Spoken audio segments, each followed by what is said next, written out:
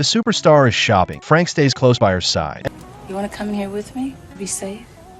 Everyone spoils and loves Rachel. This bodyguard is different. He doesn't even smile at her tea night. Frank watches Rachel's music video. The loud sound is heard by Rachel. She watches her bodyguard from afar, sitting upright and watching her, seeming not so annoying after all. Rachel is going to perform at a nightclub, which Frank only just learned about. Nice suit, Frank.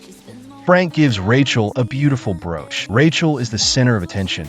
Bodyguard is starting to like her too. The brooch is actually a signal button. What seemed like a surprise suddenly loses its charm. The nightclub is crowded with people surrounding Rachel's car. Only Frank remains calm, observing everything around and on Rachel's way into the nightclub. Frank stops one crazy fan after another. This turns out to be Sai's idea. Rachel never performs at places like this. This time it's to promote the videotape that I in the dressing room. Rachel receives a threatening letter for her. The first time that IT reads, "Your time is up." Only now does she understand why everyone hired a bodyguard for her. She just learned about this. Tonight will definitely be dangerous. Frank suggests canceling the performance. Then Bill reveals that they had received threatening letters before, and someone even broke into the house. At this point, Frank takes Rachel to leave through the back door. The fans' enthusiasm has reached its peak. Bill is responsible for going on stage to announce the cancellation. Rachel sees the audience who loves her, waiting for her with such anticipation. Rachel decides to go back. She won't be scared by any lunatic in the audience.